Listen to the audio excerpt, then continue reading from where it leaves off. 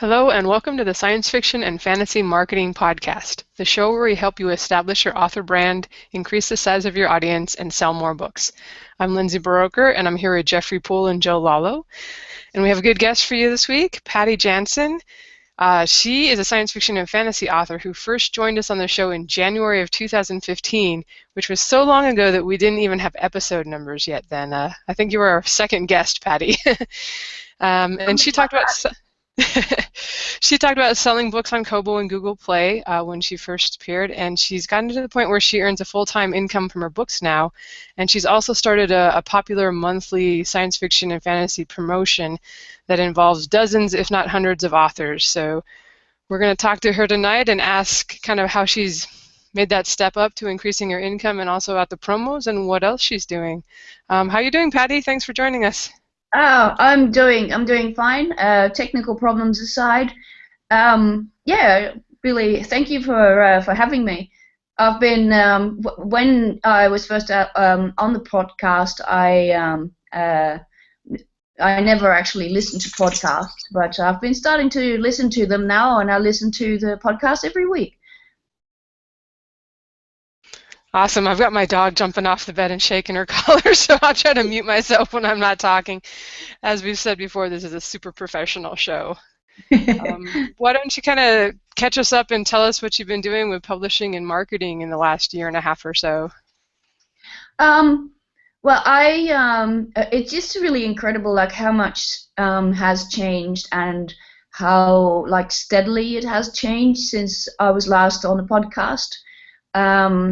I think that at that time, I think I was doing really well on Kobo, which was a bit of a fluke because I was one of the first ones to jump on to that platform. My book was then picked up by someone at Kobo to advertise, and I have been seeing the value of being wide. Because, sometime after that happened, I had my KDP account, I wouldn't say closed down, but I couldn't access it for about 2 weeks because of some, stupid administrative thing. And that really basically scared the bejesus out of me. I thought, nope, I'm not going to... even when Select came out, I'm not going to go wide, so I'm not going to go stay exclusive to Amazon. I've always committed to writing series, sort of the long-term plan, writing series, putting them wide, selling them everywhere I can, putting them in as many formats as possible, and that has slowly gotten to the point where, you go about a full-time income. I would prefer to say that I could be supporting myself if we didn't have 5 children and didn't live in the absolute most expensive city in the world. And it's kind of a qualifier. I mean, my husband has a job, we have other income, so it's not like I do live off it, but I could. I have been continuing to publish. I've had some really nice successes. Last month I had a big book bub for a series of 6 books, which is always a good thing. And I'm about to, on this coming Friday, a new series will go live, and I'm doing a lot of promotion for that at the moment. That will sort of spread out over a period of 2 weeks. So that's pretty much it in a nutshell, I think. Maybe unless I've forgotten something major, but which I can't think of now. All right, cool. Yeah, I think we're going to ask you a few questions about what you're planning for your launch later. We just did a show a couple weeks ago talking about kind of the slow burn launch that some people have been doing on keyboards and having success with. So. Yeah, well, I've also been doing slow burn launches because this is really the first time in probably about 2 years or even more that I've launched something entirely new. And I figured, there's not much point in putting a lot of effort and money into launching a book 6 of a series, because the only readers you're going to get are the ones you've already got. So you've got to then coincide with promoting book 1. But unless you're really launching something entirely new, you can't really go full out on the launch things that are available. Yeah, I'm totally with you there. I just launched a new one myself last month after same thing as you, just putting out installments in the existing series. And you were saying about being wide. I think that's a great idea. This is the first one I put into Kindle Unlimited, and I'm sure No, you've seen I'm the. launching wide. That's good. I really debated it myself. And then now there's all this stuff going with people losing their accounts because they're Oh cutting down yeah. on the scammer stuff. It makes you a little nervous about But the relying on main them. the main reason I'm launching wide for this series is that my readers are wide. Because I tallied up like of all the main series and it's sort of related to a previous series, and that series the sales are heavily skewed away from Amazon, so it would be stupid to launch in KU. Yeah, that makes a lot of sense. And I've taken some flack for it too, even though I was switching genres and doing something totally unrelated to my other stuff. I thought it'd be the best time, but it's hard to please everyone. It is. It is. I think that if I were, I'm not saying I wouldn't be doing it, but if I am ever going to launch something in KU, I'll do it under a completely unrelated pen name. Yeah, I could see that making sense. So, how many series are you working on? And because I know you do both science fiction and fantasy, and like how often are you publishing, and how are you kind of keeping it all rolling and all the series going at the same time? I've got at the moment two main series, and one is kind of, I wouldn't say on the back burner, but I do intend to write something, but like a third book in this particular series, and I probably will at some time. What I feel I actually need having more than one series, because after I've written one book or two books in a series, I feel like my brain wants to do something else. So I've got the two main series. So one series is a very kind of a ongoing thing. It's the Ambassador series. That's actually in the last month completely blown out of the water. So I really do need to get back to that and write the seventh book in that series. The other series is one that I've just started, and that will be launching on Friday.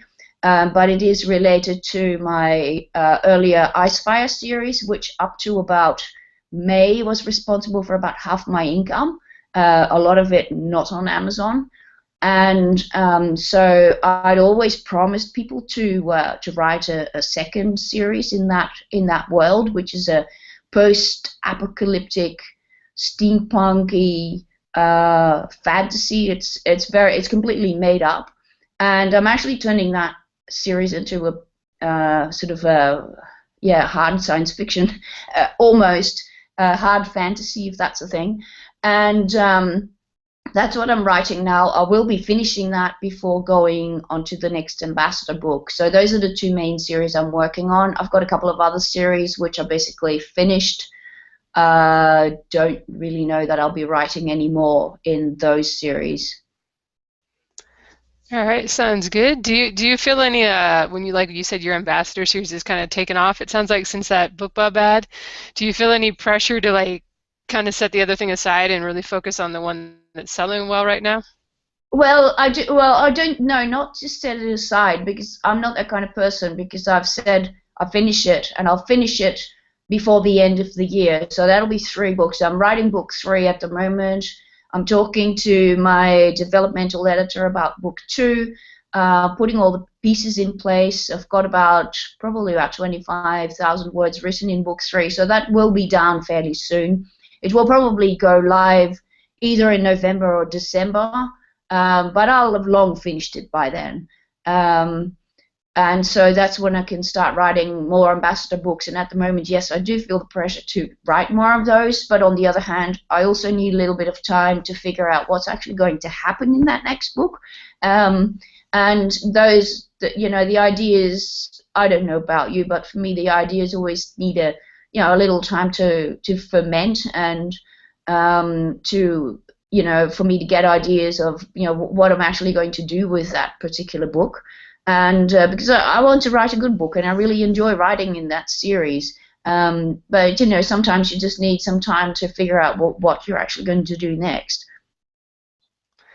Yeah, definitely. And I can go either way. Sometimes I like the break, like you were talking about, jump from one series to the other. But I'm finding now that as I have so many books out and series out, that if I don't stay on the same series, I lose track of what was going on. I have Oh, to reread everything from the beginning, and it's getting harder to keep track.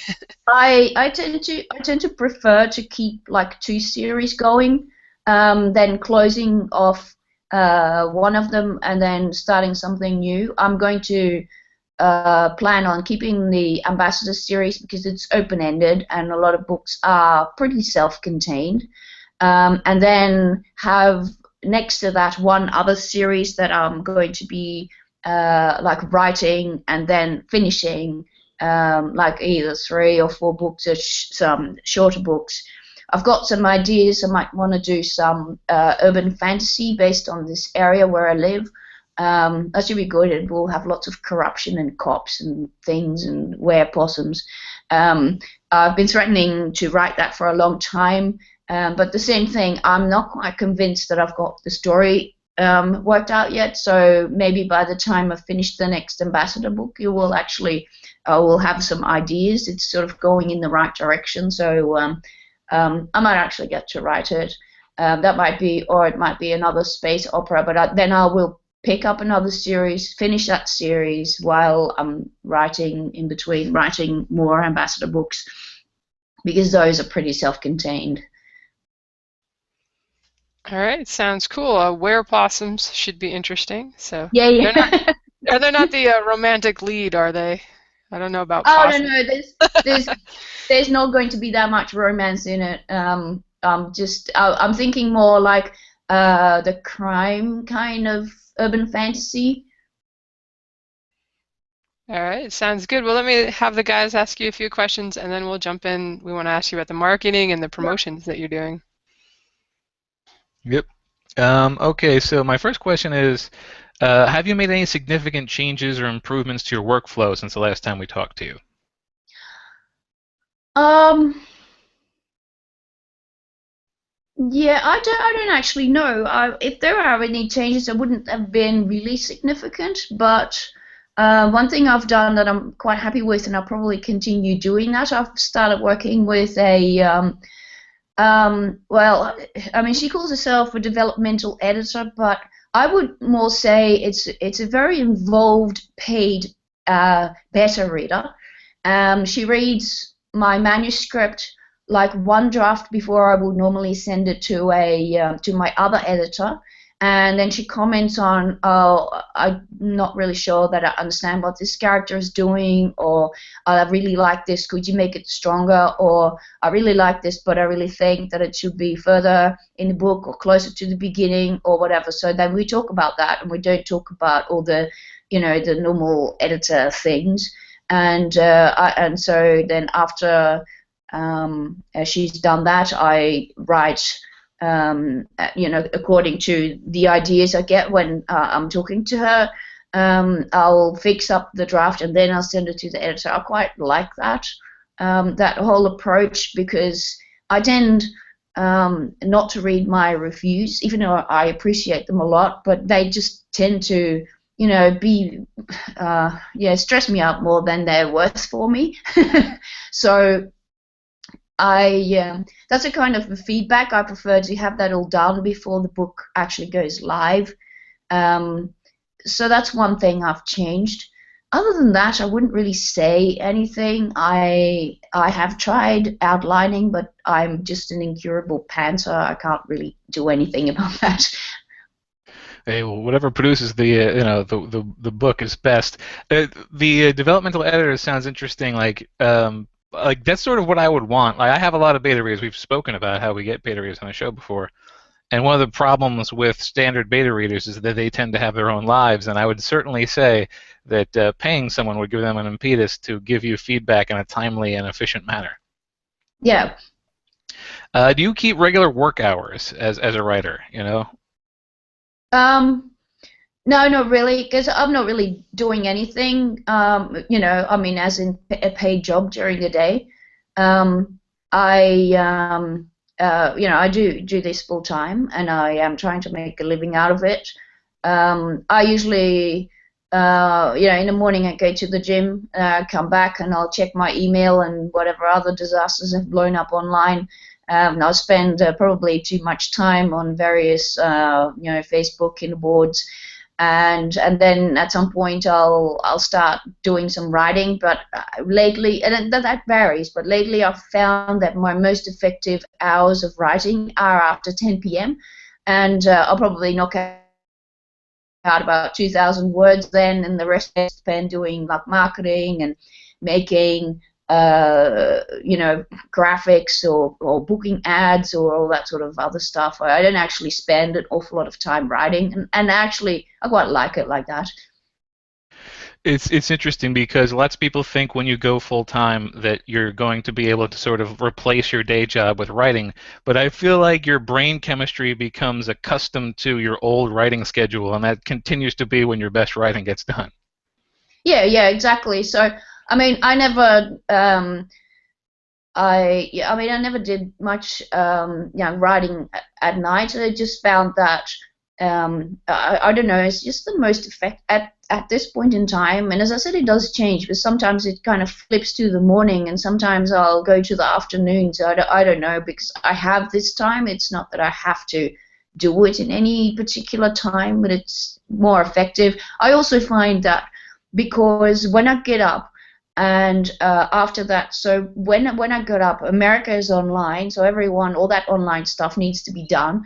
When then, after lunchtime, the UK comes online, but basically at night, and our evening, no one is online. So there's nothing goes on anywhere. So I can actually get some work done. That sounds like it's a pretty effective way to handle things. And what's the point of being a full-time writer if you can't adapt to the changing situation, you know? Exactly. And now that you are full-time, are there any projects or tactics that you didn't try before because you didn't have enough time, and now you feel ready to start tackling? No, because I mean that was never really an issue. I was always self-employed, and my the business that I had, I was kind of getting sick of it anyway, so it was really never an issue. I did have at some point did have a full-time job, but that was a long time before I started, like an office job. But that was well, it wasn't really office. I worked as a scientist for our research, sort of national research organization. But that was finished long before I started writing.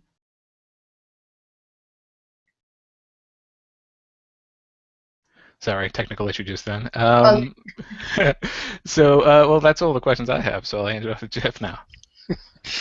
All right, Patty. Now that you're a full-time writer, have you ever had any bouts of writer's block? Because we hear from a lot of people that say if they're trying to find some inspiration, a lot of times they'll just stop what they're doing, maybe switch, just kind of focus on their other job or whatnot. But now that you're pretty much a writer, nothing but a writer, have you ever run into something like that? I don't have. I don't even know what writer's block is. Lucky. This is really None whatsoever, huh? Yeah. I just think it's a mindset. I mean, because I know, and this is what I said about. I don't feel if I'm starting to write something and I'm not quite sure where I'm going to be taking it yet, I won't start writing it. So I'll write something else that I do know where I'm going to be taking it, and that's why these projects have to like ferment a bit for a while, and I won't start writing until I know that I've got a story. And if I have a story, then in some way it comes out, and I know, usually I know the beginning, I know a couple of good scenes, and I call them elements. So I've got to have a bad thing that happens. Quite sometimes there are even scenes, and if I am determined to have some sort of shootout scene, then I know that I've got to get my characters in the position where that's going to happen. And then usually I know like what sort of ending I want or where I want the character to be when it ends, and and then I just start writing, and it just the story just happens. But if I don't have those pieces in place, I won't even start writing, and I'll just work on something else. And have you ever worked on multiple projects at the same time? Say, for instance, you're Oh, working on I always do. story one. You're like, okay, working there. Ooh, I got an idea for story two. Switch over to story two. Let's go back to story one. I got another idea for story one. I mean, I tried that once, and I've learned I do not do that. I don't work that way.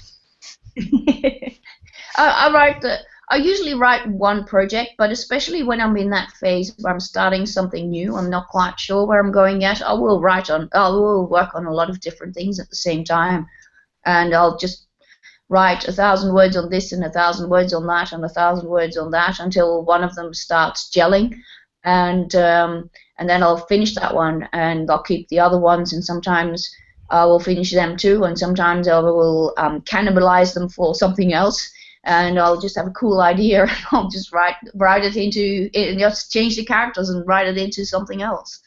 Alrighty. How far ahead do you plan your books? I mean, do you have a schedule of which series gets the next books, or you just decide whatever series is doing the best will get the next release? Usually I decide I will commit to at least the book after the one that I'm writing. Or in this case, like I'm writing the series, so I'll commit on finishing those before I start something else. Usually it's like I'm writing this book, I think about what I'm going to write next, and I will commit. I will let people on social media know what I'm going to be writing next, but I don't have a year's schedule or anything like that. Okay. Yeah, I was just kind of curious. Now that I've actually got multiple genres going at the same time, I have people saying, okay, you've got to finish this one before you even touch the other one. I'm like, well, I've already started the other one. I can't go back to this one until that one's done. And it's hard to keep everybody happy. Just put it that way. All right, let me hand you back over to Lindsay, and we can go ahead and start asking about your group promotions. Yeah, we've mentioned you on the show a couple times now, I think, and suggested people check out your promotions that you're doing. What made you decide to get started with them, and kind of how's everything working for you? Well, at first it was a kind of a fun project. I noticed I went to Matt Dawson's page, and I listened to his videos about Facebook marketing, and I spent some time in that the first level group, listening, looking at what people are doing, and seeing some amazing successes. I mean, I've been advertising for like sign-ups. I'm actually have something going on now.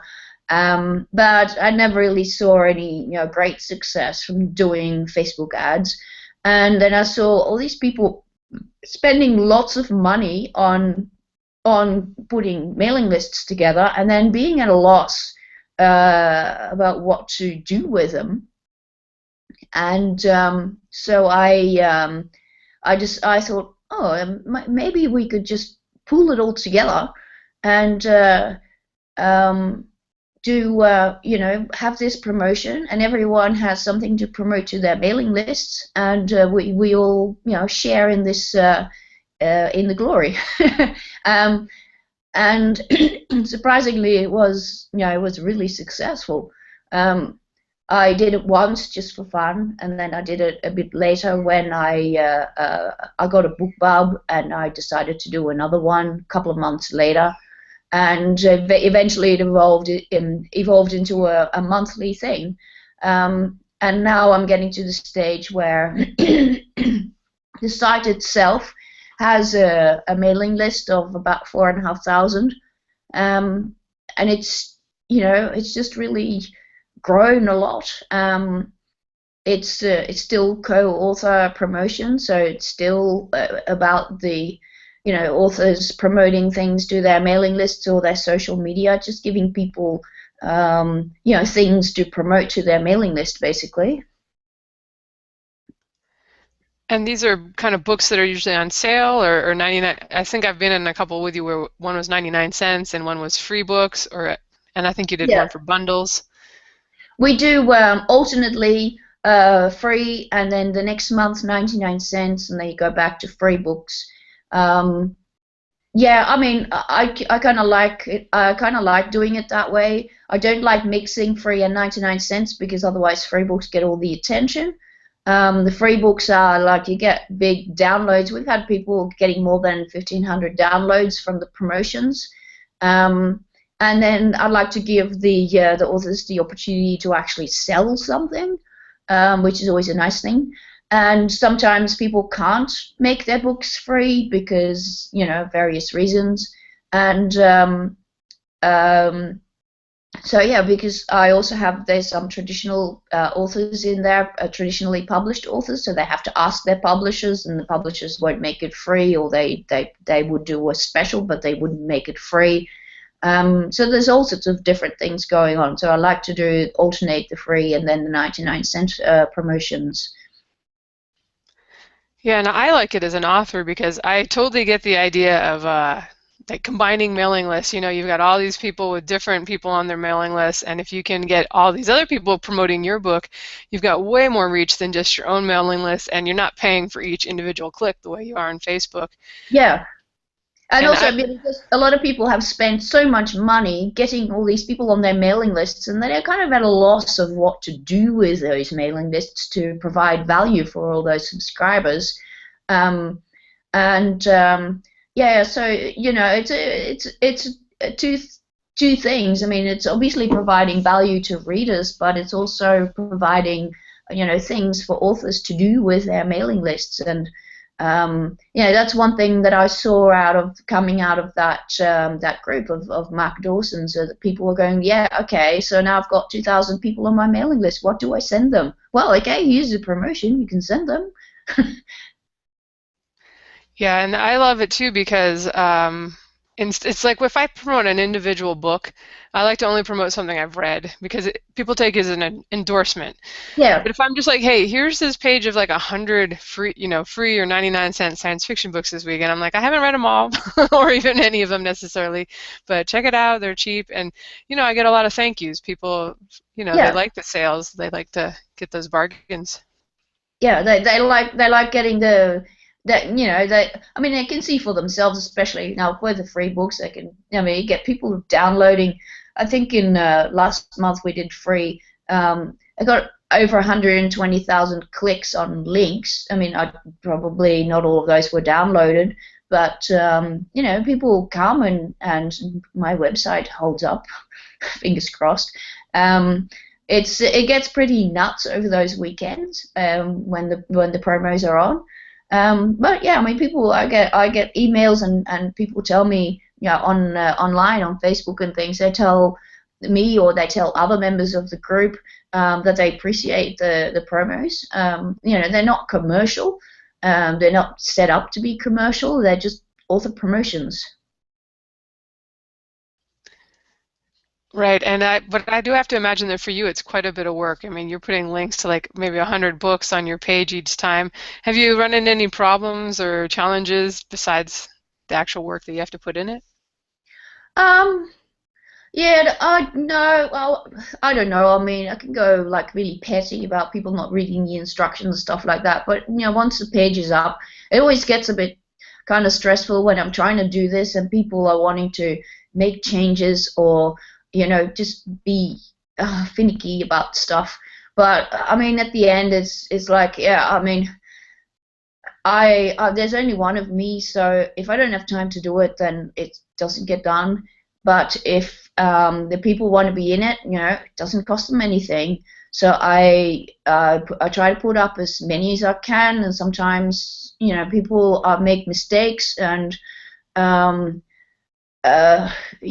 But other than that, I mean, I wouldn't really say major challenges. It just gets a little bit stressful, especially when I'm trying to put up the page, and I've got lots of page because I'm starting to go to starting to go wide as well. So I'm making a page for each vendor, and yeah, I mean, people kind of annoy me in inverted commas about things that need to be changed and whatever, and you go like, oh, but my book, you put my book in romance, but it is whatever, and I go like, well, the cover is pink and there's two people with a two half-clothed people on it, and that is not romance.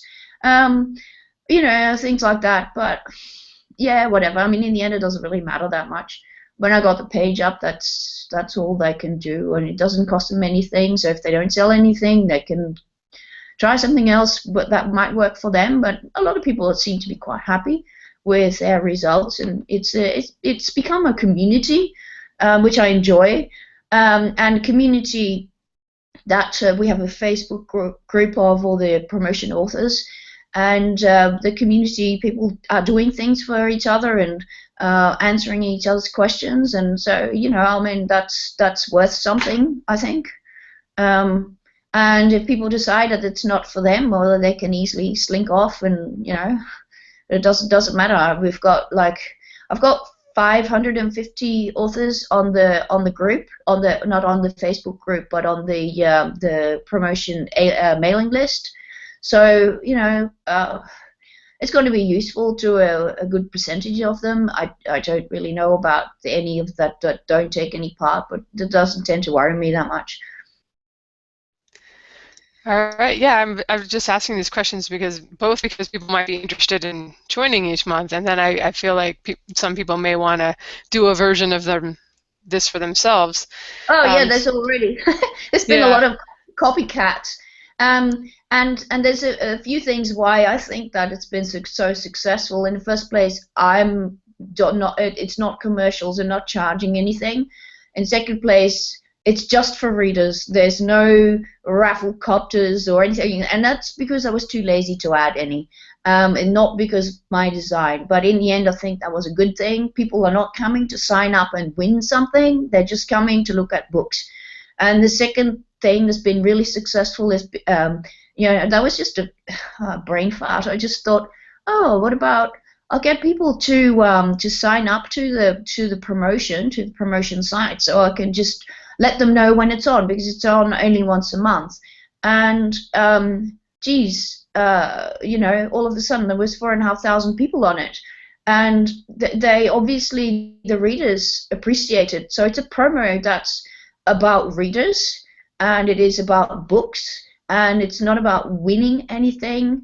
And also, I think one of the main things is that because it's either the books are all free or they're all 99 cents, so there's not like a gravitation of interest in one particular section of the promo, because otherwise, if you mix the two, you get people all going for the free books and no one buys the 99-cent books. I think those are the main reasons why it's been so successful. And also, there's an awful lot of science fiction and fantasy authors who yeah, I mean, finding it really hard to promote. It's not really a genre that quite often lends, especially science fiction, is not a genre that lends itself very well to promoting on Facebook, because it's very hard to find authors to target that have a readership that buys stuff through the internet or something. I don't know. It's just really hard to find anyone in science fiction to target. As you know, fans of this author will also like, and then you can put your ads on in their news feeds. So it doesn't really work for science fiction, not very well. I haven't really heard a lot of big success stories. I mean, romance is big. Some of the urban fantasy type books are doing really well, but yeah, for science fiction it's really hard. And the same for fantasy, and then some people are finding it just really hard to get into the promotion sites, and some people don't have many books out, so I'm just giving those people an opportunity to cross-promote the books. Yeah, and I'll definitely agree with you there, just from my very brief experience trying to advertise my first science fiction book on Facebook. Yeah. I've broken even in the past with fantasy with a box set, and just sending people directly to the page. But with this first science fiction book, it's doing super on Amazon, but I tried to buy like $10 a day worth of ads on Facebook, and I'd get like one sale a day of this 99-cent book. And I'm like, all right, I'm not doing that. That's totally not worth it. Yeah. All right, well, before I pass you to the guys, I just want to know, has organizing these promos been beneficial for you as far as selling your own books? Well, I think it has. Because I don't know. I mean, I think there are several things in selling your books that matter. One of them is, obviously the book, which is very, very important. And then another one is promotion, but you can buy an ad on any of the sites, and then you get a couple of sales, and it goes back down. And I find that the more of this sort of stuff I do, the better my books do on the promotion sites, because there's this whole 7 times that you've got to see something before you buy advertising thing. Basically, if you're always in people's faces and they know your name, they're more likely to buy. That's just the long and short of it. They're more likely to buy if they know who you are, and especially if you have a lot of books out and your books are kind of everywhere and you're a member of communities, and I really think that's beneficial. I mean, it's very hard to quantify, but since I've started doing the promos, I've really seen that's been very beneficial, and also in terms of what other writers will do, for me, or will, or so there'll be some people will go out of their way, or will just repost a Facebook post or something, and I really think that helps in some way. Yeah, I definitely think when you're out there more like that, you're more likely to be kind of invited to box sets and other promotions and that kind of thing too, because your name's on people's minds. Yeah. All right, well, let me pass you to Joe for some more questions on this. All right, so for promotions like this, I mean, the commercial promotions tend to have some level of like quality control and curation. Do you do any curation at all? Is it like a bar to entry? Yeah, I do, but what I do, I mean, if I know the author, and I would say that most of the things that get entered are from authors I already know, so they are in. But I do every month, refuse a small percentage of entries that I just don't think make the grade, and either usually it's because they've got crappy covers. Sometimes it's because they're poorly formatted, or because they, I open up the first page, look on the look inside, I can see typos all over the place, and they're not going in. Yeah, it seems like that level, like, if you can tell at first glance that something is not quality, or at least that the people have not devoted an awful lot of time to it, it seems like that's definitely the sort of thing you want to remove from a thing like this, or else people will sort of get a bad taste in their mouth. Yeah, because I mean, I do that is I do a low level quality control. I mean, so I'm thinking the books are free, so I mean, if people don't like it, then they haven't actually lost anything. I and even if the books are really cheap, it's not like I'm asking people to part with a huge lot of money, and they can check it for themselves. So if they like or they don't like the writing style, that's really up to them. But I do want to just make sure that books are well formatted and they present well on first glance, really, because I'm not really going to read any more than the first page of the look inside, because I've got no time to do that. It's an excellent policy. All right, so you said like you've basically got a community of people now. You say it's 550 authors or so. I had a question about whether or not you were concerned about like sort of saturating the audience with these group promos and sort of hitting the point of diminishing returns. But it sounds like with an audience, with a community that big, that might not be an issue. Well, the thing is, I am continuously trying to recruit new people. I've just been the past weekend. I've just been at a con where there were a couple of authors that are now taking part in the promotions.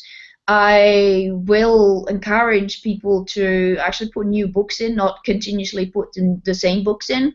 And people are kind of, some people have been taking part a lot, and some the upcoming promo, they don't have any books in there because they go like, I've run out of books. So I do tend to, I try to ask people, especially if people are like on the Kindle boards and they have good-looking books and they're complaining they're not selling, I'll often shoot them a PM and say, look, we've got this on, you can take part, doesn't cost anything. And they'll go like, oh, but my social media reach is like 2, and then my husband and my mother. And I'd say, well, it doesn't matter because there's a couple of things I need for a promo. That is, obviously you need people with a huge social media reach, but you also need people with attractive-looking books. And, it is very, very surprising how often those two qualities are not in the same person. Yeah, it's there's only so many hours in a day, and it's pretty clear that some people are very good at devoting their time to building their platform, and others spend all of their time on the product. And I could definitely see where a promotion like this would sort of create a synergy of those two kinds of people. Yeah. So you really need the people with the 20,000 followers on Google Plus. I mean, you really do. Yeah, absolutely. Yeah. It's a what do you call it? It's like a force multiplier, Yes. All right, well, that's it for my question. So I'll give it to Jeff for a few more. Alrighty, so now that you've been doing this group promo thing for a while, have there been any genres or subgenres that typically don't do well with group promo? Well, I've actually been splitting them out fairly recently only. I do fantasy, science fiction, and out of science fiction I usually split out dystopian if I have enough books. I am now about to do a promotion where on the Amazon page I've got the young adult and children's fiction split out. I'm not really sure how well that will go. I've also split out a couple of religious books because I don't really want to mix them with the others to kind of surprise people in one way or the other. And I've got I've had in the past, I've had horror, but I tend to split them out if I have enough books in that subgenre. If I don't, then I don't tend to split them out. I have noticed that box sets obviously do very well, and that's why I put them right at the bottom of the page.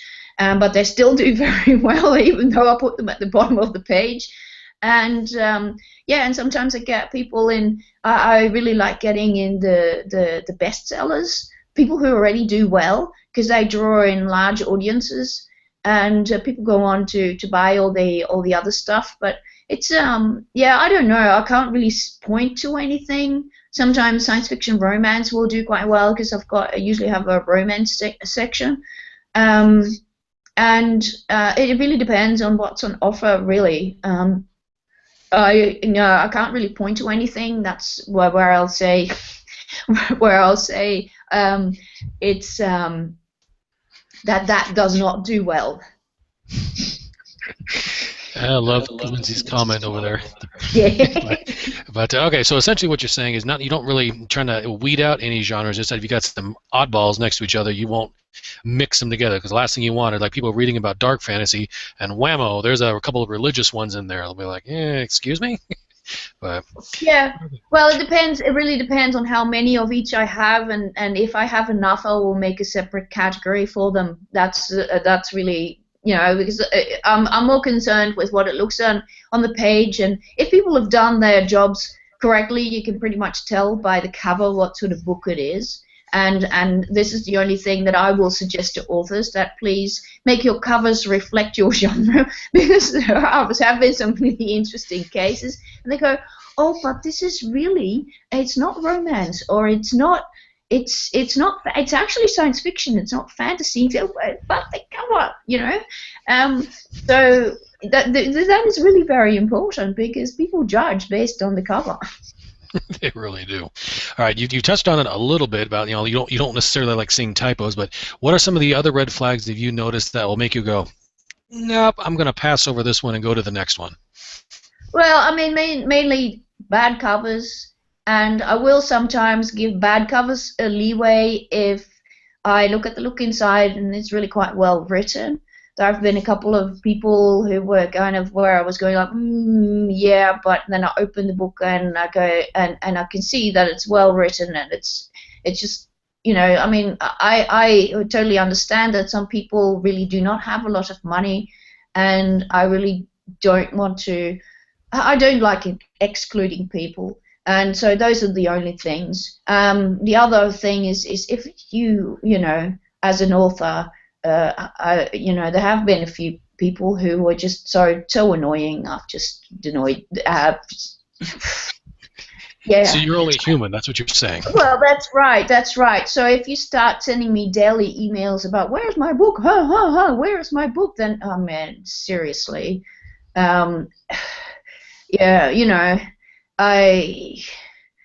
but I mean, really, 99% of people are just fine, and their books are fine, or I let the readers decide. I don't really like making, those sorts of judgmental decisions.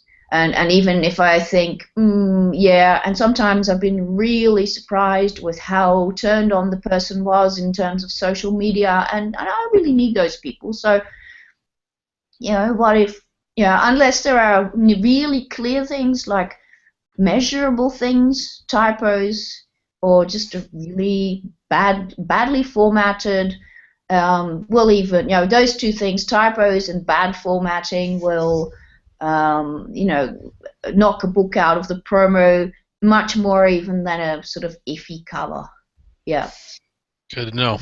So if I just out of sheer curiosity, you see a pink cover with naked people on it, and there's not any tentacles or anything, you'd go, don't think so.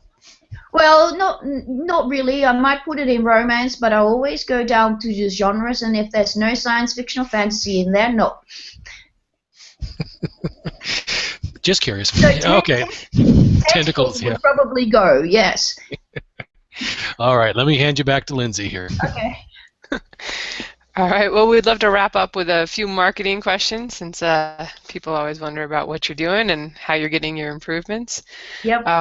I know you post quite a bit on K-Boards, and I remember you mentioning that you were trying out Kindle Unlimited for a while earlier in the year, or maybe last year. How did that go? I think you're back wide now, or what was your experience there? Well, what I did was that when Kindle Unlimited came out, I'm for trying stuff. So I went to my inventory and I checked which series had the most Amazon-heavy sales. I pulled that off the other retailers and stuck it in Kindle Unlimited. And for a while, reads were okay, the sales were okay. But you get this, 3 months. I think I kept them in for 6 months. But after about 3 months, I saw the page reads decline, I saw the sales decline, and then I had to go and advertise, which, kind of brought them back up there. But the idea is that if you you then have to advertise heavily, and you go to a site like E&T, and you see all these boxes where you can put links to books on other sites, and you have to leave them empty. That actually hurts me. Then you get your page reads, they go up a bit, and then they go back down. So you have to keep pushing the book really hard, because Amazon is just a giant churn engine. Whereas I know on Barnes & Noble, when I kick the book up there with a freebie, like Freebooksy, or I'm not even talking about BookBub, but E&T or Freebooksy or something, I kick the book high up and drift slowly back down for the next 6 months. I don't really have to do anything. And I actually missed that. And then I got some emails from people saying, oh, boy, where have these books gone? And they were reading on Barnes & Noble and Kobo. Then I decided, right, that's it. I'm going to take them back wide, and I could not believe from January onwards how much my KU reads had actually cannibalized my Amazon sales. So my Amazon sales went up a lot. All the other sales, of course, came back, and then I did a couple of ads. But I'd actually spent some of the ad sites. I'd already spent my, 6 monthly, ad moratorium on the advertising in KU. So I wasn't advertising much because I couldn't. But still, the sales and everything was up so much after taking my books out of KU that I thought, well, obviously my readership is not on Amazon. I mean, I could have told you that even. But for this particular series, I thought it might be different, but it wasn't. My readership is very international. And our KU is American.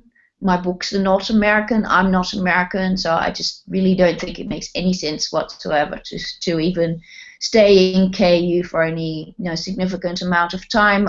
Still got a few things in there just for fun, because I like playing around with it. But that was pretty much the end of my KU involvement. Yeah, do you know if there's going to be a KU for the Australian store? Because I know they've done India and the UK so far. Maybe. I don't know, because the Australian store is really anemic. No one uses it. People who I know prefer to buy on Amazon.com if they buy from Amazon at all. Most people buy either from iBooks or they buy from Kobo. Kobo is really quite big. Amazon's just really not very big, especially because a lot of people like ordering their books online, print books. They read print books as well as ebooks. And Amazon, you order print books, they charge like $35 in postage, which is ridiculous. So everyone orders from the Book Depository, which is also owned by Amazon, of course, but I mean they are a completely separate entity. Then no one, having bought from the Book Depository, no one buys their print books from Amazon, so people don't have Amazon accounts. So it's much easier to, when you go to a bookshop, you'll see all these Kobos for sale, just to buy one of those because they're really nice machines, or to just read on your iPad. Amazon, as for ebooks, is really quite small. Yeah, I've seen my earnings go up in the Amazon store. Last year I did pretty well. I mean, the Amazon Australian store. Last year I did pretty well, but it is definitely much smaller than even the European stores. Yeah. All right, so I'm kind of curious. I've seen you've redone a lot of your covers in the last year or so. Do you think that's been worth the investment, and has it made a noticeable bump in your income on those books? I don't actually think so. I did them because I wanted to, and because I could afford to, because those books had sort of earned out on those covers or had made me enough money to be able to do that. Also because I was up with a couple of long-running series. The first book I was all bright-eyed and bushy-tailed about making the cover, and by about book 5 or 6 I was seriously running out of graphic cover ideas, and it's sort of the whole grind of having to think of yet another cover and not really being terribly inspired. So it was, maybe I should just pay someone to do it and just have it off my plate. I can't really say that it's made a huge difference, or at least not noticeable. The other thing is because I wanted to do the print covers as well, and so it was like a package, but the books had actually earned me enough money to be able to do it. And I still do some of my own covers, but if it's got people on it, or if it's got something on it that I can't do, then I'll just put someone else on it. I had in the past, I've had a few bad experiences with cover designers who just didn't reply, disappeared into the blue yonder, and I was really burned out on that sort of flakiness, which I can't stand. And I have found a couple of good cover designers, so I'm happy with that. All right, cool. And what would you say, it sounds like your income has gone up in the last year or so. Is there anything in particular that you would attribute that to, or just kind of getting more books out there and keeping the ball rolling? Yeah, I mean, there's no really clear thing, I don't think. I can't really point my finger at anything.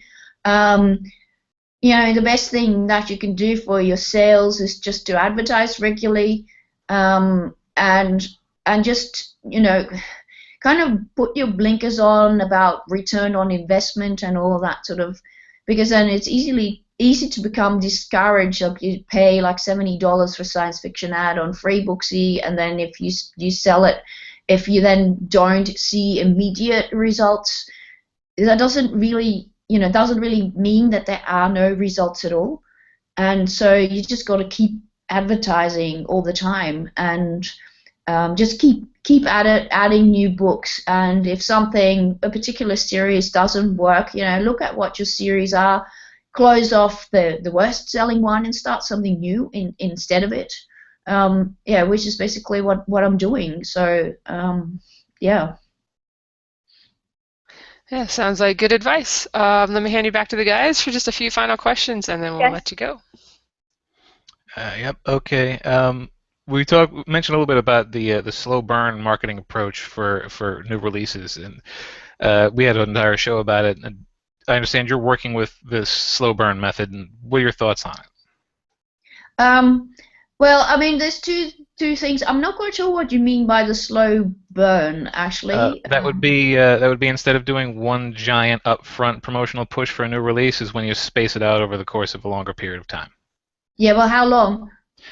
Well, it varies. We've had people talk about just doing it over the launch week, but other people taking multiple weeks up to a month. Yeah, well, I'm doing the release that starts on Friday. I've got stuff happening on Friday. I've got ads booked on Friday, Saturday, Sunday, Monday, basically up until the 30th. Then on the 30th, a different part of the launch sequence takes over. I intend to put the book up to full price on the 4th of July, probably. So yeah, I've got a whole thing set up where I have never done this before. So because normally I would just put my book out there and let my mailing list know, and that was pretty much the extent of my marketing, because that's all really you can do with a book 5 or a 6 in a series. You can't really do that much more other than pushing book 1. So because this is the book 1 that's of a new series, I can actually do this whole process. So there's actually a thread on the Kindle boards where I've outlined all the different parts that I'm doing, apart from the part 2 and part 3 that are secret, which we will find out about. But let's just say it's inspired by some of the ideas I got from the multi-author promotion, and that will be. I have no idea whether that will work, but we'll see. Well, it'll be good to see if it has a positive effect and is worthwhile. It certainly seems like it takes a lot more planning. It does, and so I've been able to. I actually started with the planning probably about 2 months ago.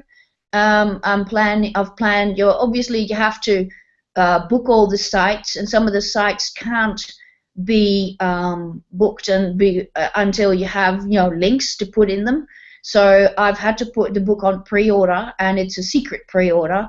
Even so, like about 50 people already managed to find it. But I have not advertised the pre-order. It's it's obviously out there, but I needed the pre-order because otherwise I didn't have links, and you need to make those links. But it's sort of the whole bomb will start going off on Friday, and and then we'll see. I don't know. I spent a fair bit of money on it, as much as some, but more money than I normally spend on a new release, and we'll see what happens. I'm kind of excited and scared and everything all in one. Yeah, we'll have to sort of check in and see how it went. All right, and really only one other question, because we touched on the other one earlier. Now that you're sort of, now that writing is your full-time thing, do you feel like you're going to be more cautious and like more income-oriented, or do you think that you'll still continue to sort of follow your interests and in general? I'll write what I want within something that I think will sell. I'm not going to reverse engineer, all this whole writing to market. Kind of makes me a bit sick to the stomach, to be honest. It's I just wish that a lot of these people would just move out of some of the genres I really love, because I think it's being cluttered up by a lot of people who really don't love the genre, but just write it because someone says they should. And I guess a lot of genres go through this. I mean, you've had your billionaire erotica, and then you've had threads on the Kindle board saying that if they have to write another sex scene, they're going to puke.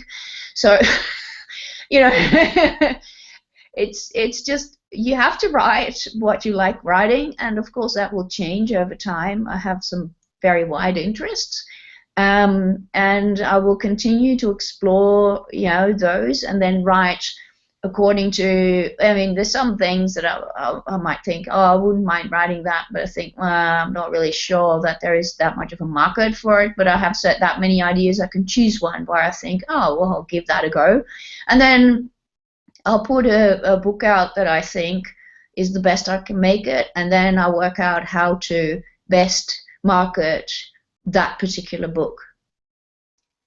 Yeah, it seems like writing to market is the most divisive tactic that we've covered on the show, because there's people coming down heavily on both sides of it.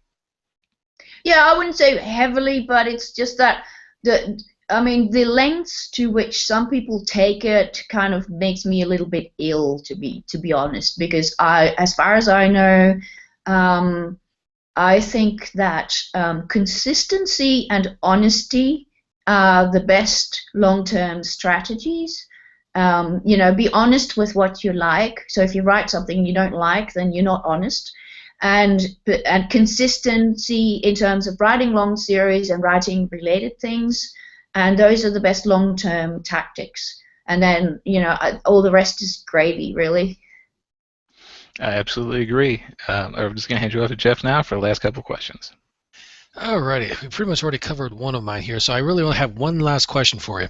Of all the marketing and techniques and different marketing type of ads you've actually had, have there been any that you've discovered just as an absolute waste of time or money, or just wish you had never tried it? No, not really. I mean, I have not really been very successful with Facebook ads, but that doesn't mean to say that I want to diss it. It's just that I haven't really found a little niche. At the moment, I'm actually I've been running a Facebook ad for mailing list signups in just Australia and New Zealand, because I figured out that Mark Dawson is pretty heavily polluting the environment in the UK and the US, because that's where all his audience is. Because have you noticed how all of his seminars and everything are in the middle of the night for us? So, Australia and New Zealand. I also advertise specifically in South Africa, because I know those people don't get advertised at all, and they really appreciate it. So you get ads, and you get a lot of social proof on the ads, people commenting on it. And I did it specifically because I was going to this really, really big con, which is the Australian variety of Comic-Con. 50,000 people through the door. I did that this past weekend. And there's a lot of people commenting and going, oh, I'm going to this, and look at these books. And I've had a lot of commentary on it, so I'm not quite sure how $5 a day of advertising will. I mean, I do get a handful of subscribers every day, but then that some of those people seem to have gone on to sort of recommend me to others. So I don't know. So there's some sort of benefit there, which I'll see how long I let it go. But other advertising, no, not really. I really, I am convinced that you can make everything work if you spend more money on it, or if you spend more time on it. If you just study how it works, and you can make everything work. But it's just the limit of time. So some of the things that I choose not to do because I just don't have the time to figure out how it works. That's a good way to answer that, because there's no point in marking something as not really working for you until you actually figure out what you're doing. And once you know what you're doing, and if it still doesn't work for you, then the heck with it and move on to something else. Yeah. But I mean, that doesn't mean to say that I prefer that I'm going to say, oh, that's useless or something. I mean, obviously it works for some people, but I can't get it to work, or I don't have the energy, or just not the right type of personality to make it work. Sounds good.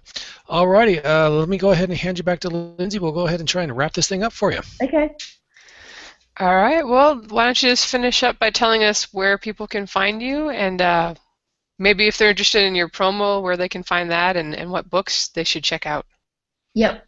Okay, well, I have a website, which is pattyjansen.com.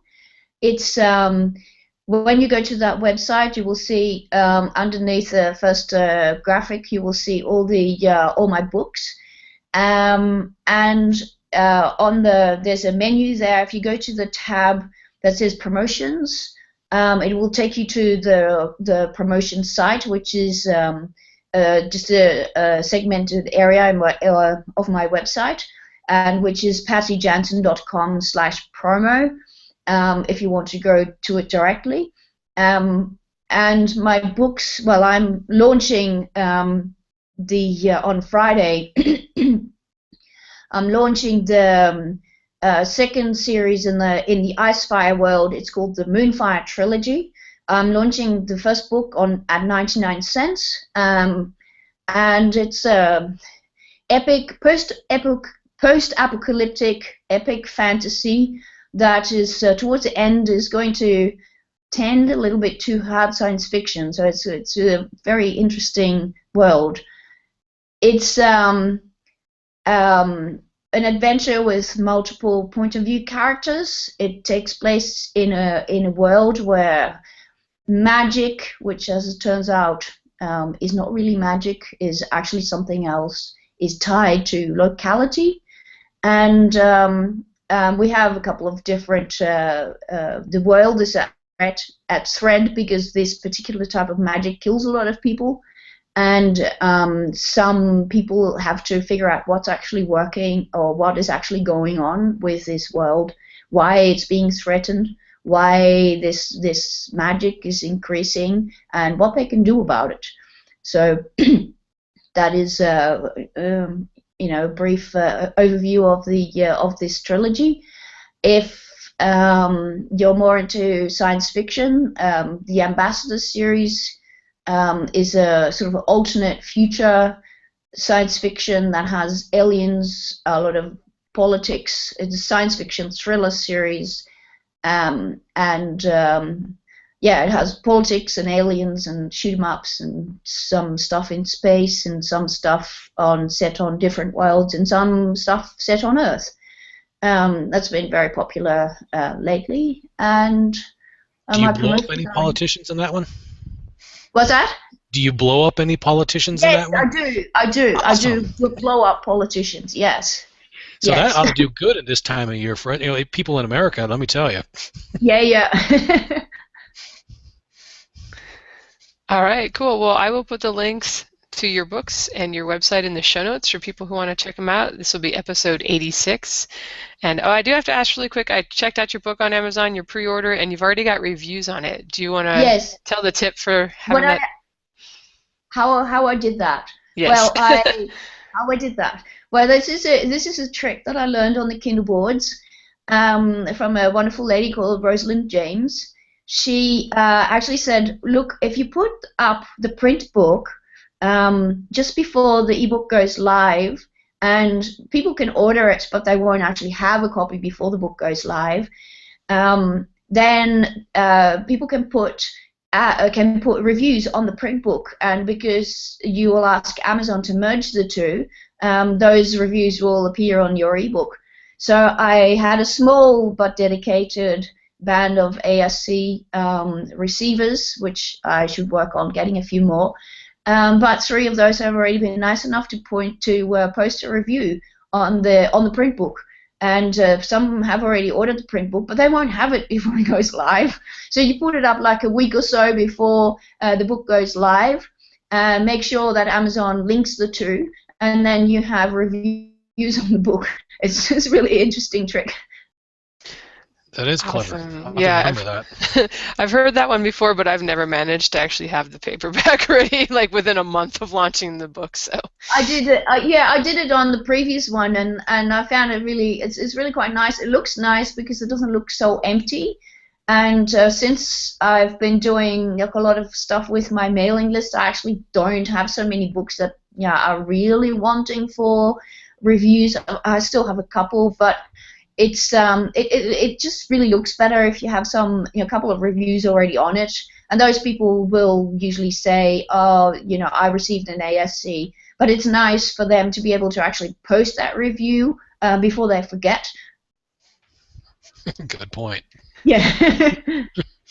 All right, sounds good. And like I said, I'll put the links on the show notes. marketingsff.com, episode 86. Come on by if you want to check out Patty's stuff. And thank you so much for joining us tonight, Patty. Okay, thank you. A nice chat with you, Patty. Bye-bye, Thank you. everyone. Bye-bye.